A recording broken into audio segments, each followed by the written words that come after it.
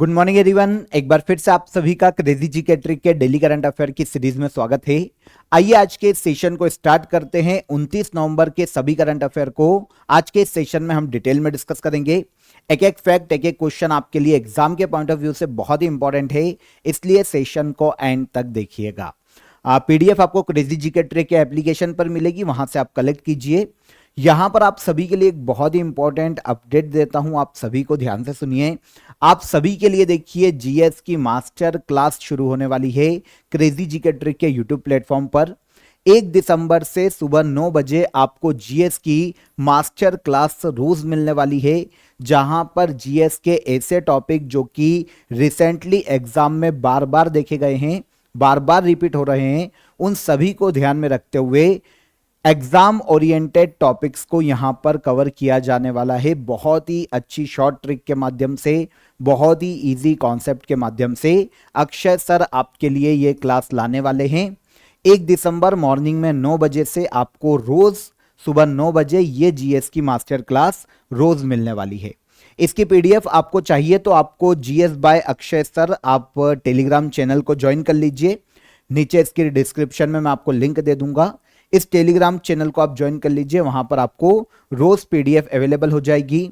अगर आप पीडीएफ के साथ मॉक टेस्ट भी लगाना चाहते हैं टॉपिक का, तो आप 100 आर जीएस का जो अक्षय सर का कोर्स है उसे ज्वाइन कर लीजिए।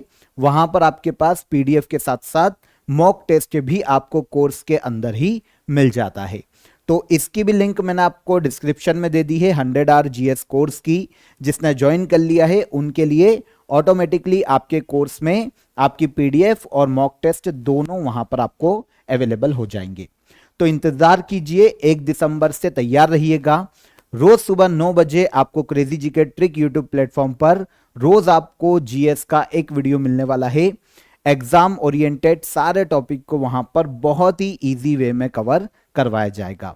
ठीक है, तो दोनों की ही लिंक आपको डिस्क्रिप्शन में है। आप GS bye Akshay sir Telegram channel को भी ज्वाइन कर लीजिए और 100 आर जीएस के कोर्स को भी आप ज्वाइन कर सकते हैं। चलिए, सबसे पहला क्वेश्चन देखेंगे आज के करंट अफेयर का। नेटवर्क रेडीनेस इंडेक्स 2024 में भारत की रैंक क्या है? नेटवर्क रेडीनेस इंडेक्स 2024 की बात करें तो इसमें भारत को 49th रैंक पर रखा गया है। नेटवर्क रेडीनेस इंडेक्स 2024 इंडिया की रैंक है 49। पहले तो हमको यह समझना पड़ेगा कि इंडेक्स क्या है ना। तो देखिए, इंडेक्स जो है ना वो इस चीज को नापता है कि कोई भी देश डिजिटल इकोनॉमी और सूचना और संचार प्रौद्योगिकी का इस्तेमाल करके अपने लोगों को कैसी सर्विसेज प्रोवाइड कर रहा है। मतलब गुड गवर्नेंस के लिए एक तो डिजिटल इकोनॉमी का यूज करते हुए और टेक्नोलॉजी का यूज करते हुए, इंफॉर्मेशन टेक्नोलॉजी का यूज करते हुए कोई भी देश अपने नागरिकों को कितनी अच्छी गवर्नमेंट सर्विसेज प्रोवाइड करता है, इस आधार पर इस इंडेक्स को तैयार किया जाता है। तैयार कौन करता है? तो पोर्टल्स नाम का एक इंस्टीट्यूट है और सेद बिजनेस स्कूल जो कि यूनिवर्सिटी ऑफ ऑक्सफोर्ड का एक स्कूल है। ठीक है ना, ये दोनों संयुक्त रूप से जारी करते हैं नेटवर्क रेडीनेस इंडेक्स को। ठीक है, अब यहां पर इंडेक्स आपको पता चल गया कि किसको नापता है, किन पैरामीटर्स के आधार पर नापा जाता है। अगर इसकी बात करें तो पहली चीज गवर्नमेंट, ठीक है, लोगों के लिए गुड गवर्नेंस के लिए टेक्नोलॉजी का कितना अच्छा यूज कर रही है और लोगों पर उसका कितना इंपैक्ट पड़ रहा है, इस आधार पर इस इंडेक्स को तैयार किया जाता है। नेटवर्क रेडीनेस इंडेक्स 2024 में 133 देशों को इसमें इंक्लूड किया गया, जिसमें इंडिया को 49th रैंक पर रखा गया है। कौन सी? 49th rank. भारत 2023 में इस रिपोर्ट में 60वें स्थान पर था। इसे भी याद रखिएगा, यह भी एक इंपॉर्टेंट पॉइंट है आप सभी के लिए कि इंडिया 2024 में कौन सी रैंक पर था, तो यह भी आपके लिए कवर हो जाना चाहिए, आपको पता चल जाना चाहिए। 2023 में इंडिया 60वीं रैंक पर और 2024 में इंडिया रहा 49th रैंक पर। मतलब कहीं ना कहीं इंडिया की जो रैंक है उसमें सुधार हुआ है। ठीक है, पहले की बदौलत अगर कंपेयर करते हैं 2023 से, तो इंडिया की रैंक सुधरी है। साथ ही साथ स्कोर भी सुधरा है, लेकिन स्कोर आपको याद करने की जरूरत नहीं पड़ेगी, केवल आप रैंक को याद कर लीजिए। देखिए, नेटवर्क रेडीनेस इंडेक्स 133 देशों को काउंट किया गया 2024 में। इंडिया की रैंक है 49। क्लियर? पहले नंबर पर रहा यूएसए, सेकंड पर रहा सिंगापुर और थर्ड पर है फिनलैंड। लास्ट प्लेस पर कौन? तो लास्ट प्लेस पर रहा यमन। ठीक है। नेटवर्क रेडीनेस इंडेक्स भारत की रैंक कौन सी है 2024 में? 133 देशों में 49। सेकंड क्वेश्चन, नवंबर 2024 में एशियाई विकास बैंक का 11वां अध्यक्ष किसे नियुक्त किया गया?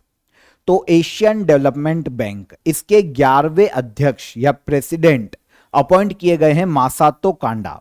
Answer D. जापान के रहने वाले हैं मासातो कांडा, जिन्हें नवंबर 2024 में एशियन डेवलपमेंट बैंक का 11वां प्रेसिडेंट चुना गया है। अपॉइंट नहीं हुए हैं, अभी केवल चुने गए हैं, क्योंकि अभी मसात्सुगु असाकावा, जो कि अभी तक एशियाई विकास बैंक के अध्यक्ष है, इनका जो कार्यकाल है ना वो नेक्स्ट ईयर खत्म होगा फरवरी 2025 में। और फरवरी 2025 में 24 फरवरी 2025 को ज्वाइन करेंगे मासातो कांडा। जैसा कि अभी मैंने आपको बताया, जापान के रहने वाले हैं, जापान के पीएम और वहां के फाइनेंस मिनिस्टर के एक विशेष सलाहकार के रूप में वर्तमान में कार्यरत थे मासातो कांडा। ठीक है ना। अब एशियन डेवलपमेंट बैंक के हाल ही में ये 11वें प्रेसिडेंट के रूप में चुने गए हैं। एशियन डेवलपमेंट बैंक है ना, नाम सुना होगा।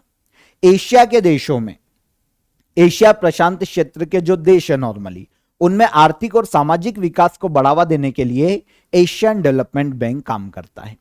19 दिसंबर 1966 में इसकी स्थापना की गई थी और हेडक्वार्टर देखने को मिलता है फिलीपींस के मनीला में। वर्तमान में 69 मेंबर देखने को मिलते हैं एशियन डेवलपमेंट बैंक में। अभी इजराइल भी ऐड हुआ है रिसेंटली इसमें, तो 69 मेंबर है टोटल। ठीक है। तो अध्यक्ष पूछा गया है, 11वें अध्यक्ष कौन? मासातो कांडा। ठीक है, जापान के। डन। आगे बढ़ने से पहले आप सभी को रिपीट कर देता हूं कि फाउंडेशन कोर्स पर आपके ऑफर अभी भी हैं। 30 नवंबर तक आपके ऑफर कंटिन्यू रहेंगे। आप यहां पर सिविल सर्विसेज की बैच ज्वाइन कर सकते हैं, आप जीएस के फाउंडेशन की कोई सी भी बैच को यहां पर ज्वाइन कर सकते हैं। ठीक है। बहुत ही नॉमिनल चार्जेस आपके लिए इसका रखा गया है। पांचों की लिंक मैंने आपको डिस्क्रिप्शन में दे दी है, वहां पर जाकर आप इजीली इसे ज्वाइन कर सकते हैं। कोई भी डाउट है तो नीचे दिए गए हेल्पलाइन नंबर पर कॉल कर लीजिए, व्हाट्सअप कर दीजिए, आपकी क्वेरी वहां पर सॉल्व हो जाएगी। ठीक है। तो वैलिड है ऑफर आप सभी के लिए 30 नवंबर तक, तो आप इसे ज्वाइन कर सकते हैं तब तक। चलिए अगला क्वेश्चन पर आएंगे। निम्नलिखित में से किस भारतीय पैरा जूडो खिलाड़ी ने first world para taekwondo poomsae championship 2024 में ब्रॉन्ज मेडल अपने नाम किया है? तो world para taekwondo poomsae championship 2024 पहली बार ही इसका आयोजन किया गया है, जिसमें ब्रॉन्ज मेडल अपने नाम किया है भारतीय जूडो खिलाड़ी जिनका नाम है रिंचेन युडोल। रिंचेन युडोल की बात करें तो ये लद्दाख की रहने वाली है, लद्दाख की जूडो खिलाड़ी है। कौन? रिंचेन युडोल। ठीक है ना। तो पहले तो ये याद रखो कि रिंचेन युडोल लद्दाख की है जिसने ब्रॉन्ज मेडल जीता है, पर first world para taekwondo poomsae championship 2024 का आयोजन कहां किया गया? तो आयोजन किया गया है बहरीन में। ठीक है। भारत की रिंचेन युडोल ने इसमें ब्रॉन्ज मेडल अपने नाम किया। लद्दाख राज्य से संबंधित है रिंचेन युडोल और यह उपलब्धि हासिल करने वाली लद्दाख की पहली एथलीट बनी है। ठीक है। आयोजन हुआ है चैंपियनशिप का बहरीन में। इंटरनेशनल कोऑपरेटिव अलायंस द्वारा रोजडेल पियोनियर्स अवार्ड 2024 से किसे सम्मानित किया गया?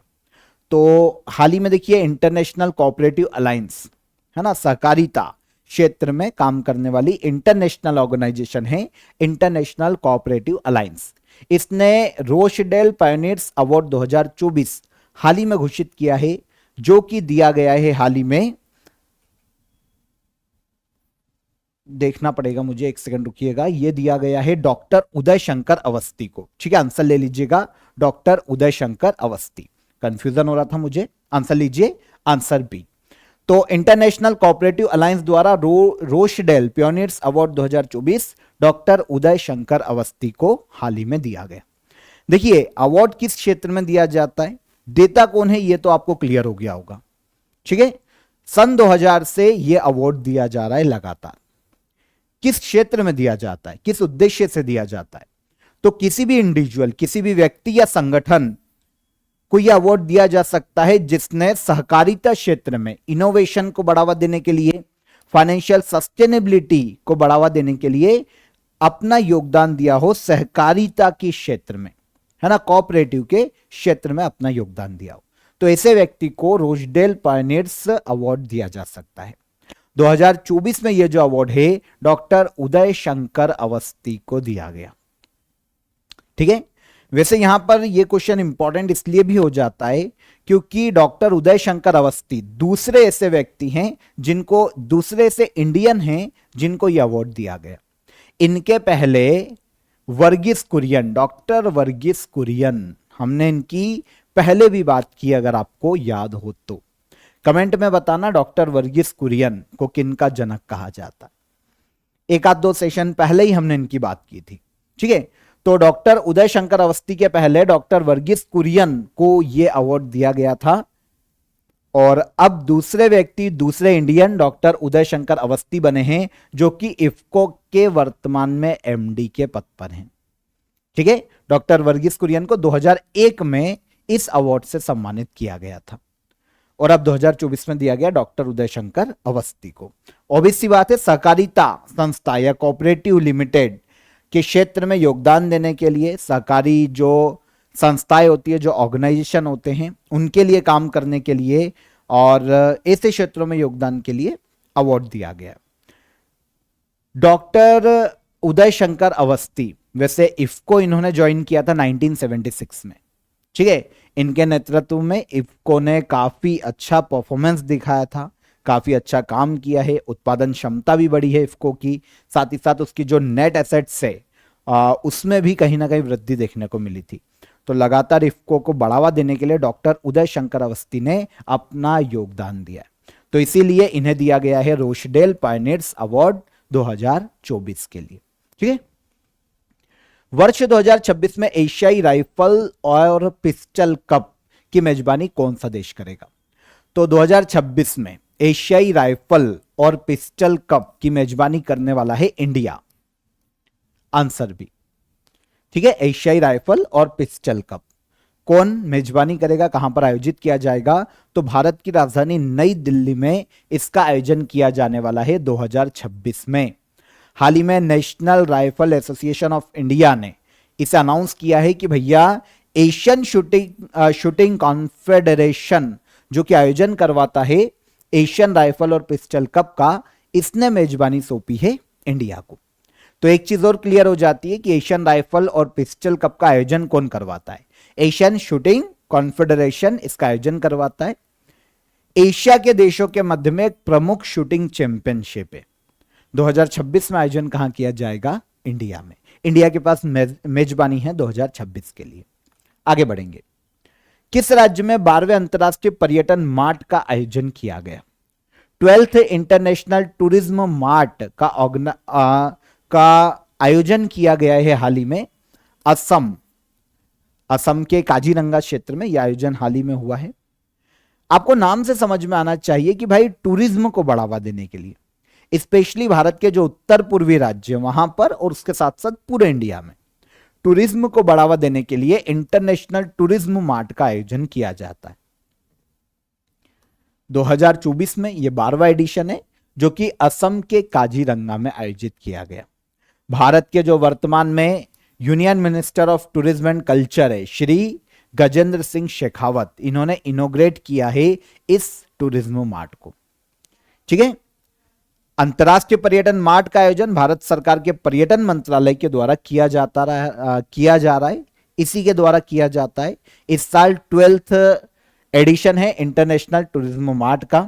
पूर्वोत्तर राज्य के साथ साथ भारत में भी टूरिज्म को बढ़ावा देना इसका मुख्य उद्देश्य है। आयोजन असम के काजीरंगा में। ठीक है। उद्देश्य क्लियर हो गया होगा आपको। नवंबर 2024 में देश में जो रिसर्च आर्टिकल्स हैं और जो जर्नल्स हैं उन तक देशव्यापी पहुंच प्रदान करने के लिए केंद्र सरकार ने कौन सी योजना को मंजूरी दी है? कंफ्यूज, क्वेश्चन ही समझ नहीं आया, वापस पढ़ो। नवंबर 2024 में देश में जो रिसर्च आर्टिकल्स होते हैं विद्वानों के द्वारा लिखे जाते हैं उन तक, और जो जर्नल्स होते हैं उन तक आम लोगों की पहुंच को सुनिश्चित करने के लिए पूरे देश की पहुंच ऐसे आर्टिकल्स तक हो सके जो कि रिसर्च आर्टिकल्स हैं, जर्नल्स हैं, इन तक लोगों की पहुंच हो सके, पूरे देश की पहुंच हो सके, इसके लिए केंद्र सरकार ने जिस स्कीम को मंजूरी दी है वो है one nation one subscription. Answer हो जाएगा answer B, one nation one subscription. ठीक है, उद्देश्य आपको क्वेश्चन के साथ ही समझ में आ गया है। सिंपली मैंने आपको समझा दिया कि उद्देश्य क्या है। देखिए, इस योजना के लिए अगले 3 साल में 2025, 26 और 27 3 साल में 6000 करोड़ रुपए अलॉट किए गए हैं सेंट्रल गवर्नमेंट के द्वारा। भारत के जितने भी शिक्षक हैं, जितने भी एजुकेटर्स हैं, जितने भी छात्र हैं आदि के द्वारा जितने भी आर्टिकल्स लिखे जाते हैं, जितने भी लेख लिखे जाते हैं, वो ऑनलाइन एक प्लेटफॉर्म पर उपलब्ध होने वाले, जिनका यूज कोई भी व्यक्ति, इंडिविजुअल, कोई भी अदर एजुकेशन प्लेटफॉर्म, कोई भी रिसर्चर इजीली उसको एक्सेस कर पाएगा और आसानी से उन रिसर्च आर्टिकल्स का यूज कर पाएगा। ठीक है, भारत में रिसर्च को बढ़ावा देने के लिए, इनोवेशन को बढ़ावा देने के लिए सेंट्रल गवर्नमेंट का बहुत ही अच्छा इनिशिएटिव है वन नेशन वन सब्सक्रिप्शन। ठीक है, एक पोर्टल पर सारी इंफॉर्मेशन, सारे आर्टिकल, रिसर्च आर्टिकल अवेलेबल होंगे। कोई भी अनुसंधान एवं विकास प्रयोगशालाएं इस योजना का लाभ आसानी से उठा पाएगी, कोई भी उच्च शिक्षा संस्थान। भारत के शोध और जो एजुकेशन सिस्टम है उसको और अधिक मजबूती प्रदान करना, इनोवेशन को एजुकेशन में बढ़ावा देना, मुख्य उद्देश्य one nation one subscription scheme का। सेंट्रल गवर्नमेंट ने हाल ही में इसके लिए मंजूरी प्रदान की है। 55वें भारतीय अंतर्राष्ट्रीय फिल्म महोत्सव में प्रसार भारती ने अपने ओटीटी प्लेटफॉर्म को लॉन्च किया है। प्रसार भारती के ओटीटी प्लेटफॉर्म का नाम क्या है? तो प्रसार भारती ने, आपको पता है, इंटरनेशनल फिल्म फेस्टिवल जो कि 55वां एडिशन है, कहां आयोजित किया जा रहा है 2024 में? गोवा में। यहां पर जो प्रसार भारती है उसने अपना एक ओटीटी प्लेटफॉर्म लॉन्च किया है और इसको नाम दिया है वेव्स। क्या नाम दिया है? वेव्स। ओटीटी प्लेटफॉर्म है प्रसार भारती का। प्रसार भारती के बारे में आपको पता होना चाहिए कि ये क्या है। नेशनल पब्लिक ब्रॉडकास्टर है प्रसार भारती। इसने खुद का ओटीटी प्लेटफॉर्म लॉन्च किया। क्या नाम है? वेव्स। 12 से अधिक लैंग्वेजेस में, हिंदी, इंग्लिश, बंगाली और अलग अलग जो स्थानीय भाषाएं हैं उन सभी भाषाओं में ये ओटीटी प्लेटफॉर्म अवेलेबल है प्रसार भारती का। उद्देश्य क्या है? तो भारत के जितने भी ट्रेडिशनल और मॉडर्न इंडियन शो हैं उन्हें डिजिटल प्लेटफॉर्म पर उपलब्ध करवाना। अलग अलग लैंग्वेजेस में ये ओटीटी प्लेटफॉर्म वेव्स को लॉन्च किए जाने का मुख्य उद्देश्य है। प्रसार भारती ने इसे हाल ही में लॉन्च किया है। किस भारतीय ने इटली में आयोजित अंडर 8 वर्ल्ड कैडेट शतरंज चैंपियनशिप 2024 का खिताब जीता है? तो अंडर 8 मतलब 8 साल के अंदर के जो प्लेयर है ना वो पार्टिसिपेट करते हैं, 8 साल के अंदर के शतरंज प्लेयर। तो अंडर 8 वर्ल्ड कैडेट शतरंज चैंपियनशिप 2024 का खिताब हाल ही में अपने नाम किया है दिविथ रेड्डी ने, इंडियन है दिविथ रेड्डी। ठीक है, आयोजन कहां हुआ है? तो under 8 world cadet chess championship 2024 का आयोजन किया गया इटली में। भारत के दिविथ, सॉरी मैंने विदित तो नहीं बोला ना, दिविथ रेड्डी, इन्होंने सत्विक स्वेन जो कि इंडिया के ही हैं, इनको हराकर under 8 world cadet chess championship 2024 का खिताब जीता है। 8 साल के कम उम्र के जो शतरंज प्लेयर है ना उनके लिए आयोजित की जाने वाली अंतरराष्ट्रीय शतरंज प्रतियोगिता है। इंटरनेशनल चेस फेडरेशन आयोजित करवाता है under 8 world cadet chess championship का। 2024 में आयोजन इटली में हुआ और विनर कौन रहा? तो ये दिविथ रेड्डी रहे हैं, भारत के दिविथ रेड्डी। लास्ट क्वेश्चन, किस भारतीय संस्था को ओपीसीडब्ल्यू हेग प्राइज 2024 से सम्मानित किया गया? तो ओपीसीडब्ल्यू हेग प्राइज 2024 ये दिया गया है इंडियन केमिकल काउंसिल को। Answer C. देखिए द हेग है ना, नाम सुना होगा आपने। यहां पर 29th सेशन आयोजित किया गया है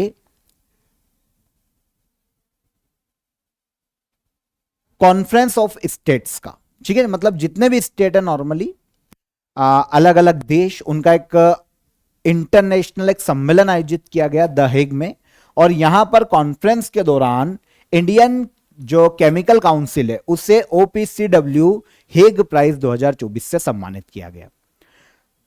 इंडियन केमिकल काउंसिल को यह जो पुरस्कार है, नॉर्मली उसका जो केमिकल इंडस्ट्री के विकास में योगदान है, उसके मैनेजमेंट में जो योगदान है, इनोवेशन को जो बढ़ावा दिया है इसने केमिकल के क्षेत्र में, इंडस्ट्री में, उसके लिए प्रदान किया गया। तो OPCW हेग प्राइज 2024 किसे दिया गया? इंडियन केमिकल काउंसिल को, ठीक है ना। तो याद रखना आयोजन द हेग में होता है और यहां पर जो प्राइज दिया जाता है नॉर्मली वो OPCW हेग प्राइज है। तो इंडियन केमिकल काउंसिल को 2024 में यह अवार्ड दिया गया। इंडियन केमिकल काउंसिल के नाम से आपको समझ में आ जाएगा, ये प्रमुख रासायनिक उद्योग संगठन है भारत का, केमिकल इंडस्ट्री का एक ऑर्गेनाइजेशन है। नॉर्मली पूरे देश में केमिकल इंडस्ट्री के विकास के लिए, उसके मैनेजमेंट के लिए, उसमें इनोवेशन को बढ़ावा देने के लिए यह संस्था नेशनली काम करती है, इंडियन केमिकल काउंसिल, जिसे अवार्ड दिया गया है OPCW हेग प्राइज, ठीक है, 2024 का। डन।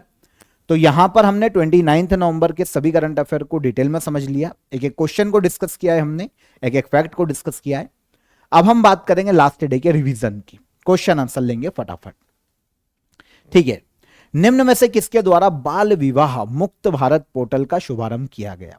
इजीली बता दोगे, यह है minister of women and child development Annapurna Devi, answer A. Bengal की खाड़ी में आए चक्रवात फैंगल का नामकरण किस देश ने किया? तो यह किया है सऊदी अरब ने। 9th अंतरराष्ट्रीय गीता महोत्सव 2024 का आयोजन किस राज्य में किया जाएगा? तो ऑब्वियस सी बात है हरियाणा, कुरुक्षेत्र का है हरियाणा में, जहां पर गीता कही गई थी भगवान श्री कृष्ण के द्वारा। नवंबर 2024 में किसे ब्रह्मोस एरोस्पेस का प्रमुख नियुक्त किया गया? तो डॉक्टर जयतीर्थ राघवेंद्र जोशी। हाल ही में केंद्रीय मंत्रिमंडल ने किस राज्य में हियो जल विद्युत परियोजना के निर्माण को मंजूरी दी? तो यह देखने को मिलेगा अरुणाचल प्रदेश राज्य में। चर्चा में रही खिलाड़ी वैभव सूर्यवंशी किस खेल से संबंधित है? तो यह संबंधित है cricket, Vaibhav Suryavanshi. Animal husbandry statistics 2024 के अनुसार निम्नलिखित में से कौन सा स्टेट सबसे बड़ा मिल्क प्रोड्यूसर है? तो यह हो जाएगा उत्तर प्रदेश राज्य। किस भारतीय लेखक को फाइजर पुरस्कार 2024 से सम्मानित किया गया? तो यह किसे दिया गया है भाई? यह दिया गया है प्रोफेसर प्रोजित बिहारी मुखर्जी को। दक्षिण अमेरिका देश उरुग्वे का राष्ट्रपति किसे नियुक्त किया गया? तो यह बने हैं कौन? यामांडू ओरसी। चर्चा में रहा अटल इनोवेशन मिशन कब शुरू किया गया था? तो यह शुरू किया गया था 2016 में, आंसर भी, ठीक है। सारे क्वेश्चन कल के सेशन में हमने डिस्कस किए थे, रिवीजन हो गया। क्वेश्चन ऑफ द डे का आंसर ले लेते हैं कल के सेशन वाला। सुप्रीम कोर्ट के वर्तमान में चीफ जस्टिस कौन है? तो संजीव खन्ना वर्तमान में चीफ जस्टिस है, 51वें। बारदोली सत्याग्रह किस वर्ष हुआ था? तो 1928 में हुआ था बारदोली सत्याग्रह। सुशासन दिवस कब मनाया जाता है? तो भारत में गुड गवर्नेंस डे 25 दिसंबर को मनाया जाता है। अटल बिहारी वाजपेयी जी की जयंती है 25 दिसंबर, गुड गवर्नेंस डे या सुशासन दिवस, ठीक है। अब आज के लिए question of the day, ISRO का जनक किसे कहा जाता है? परमाणु कार्यक्रम के भारत में जनक कौन है? और मृणालिनी साराभाई किस नृत्य से संबंधित है? तीनों क्वेश्चन इंटरेस्टिंग है आज के। कमेंट कीजिएगा कमेंट बॉक्स में, सेशन कैसा लगा ये भी बताइए। सेशन पसंद आया हो तो वीडियो को लाइक कर दीजिए। चैनल पर पहली बार आए हैं चैनल को सब्सक्राइब कर लीजिए। फिर मुलाकात करेंगे नेक्स्ट डे के करंट अफेयर में, तब तक अपना ख्याल रखिएगा। जय हिंद, जय भारत।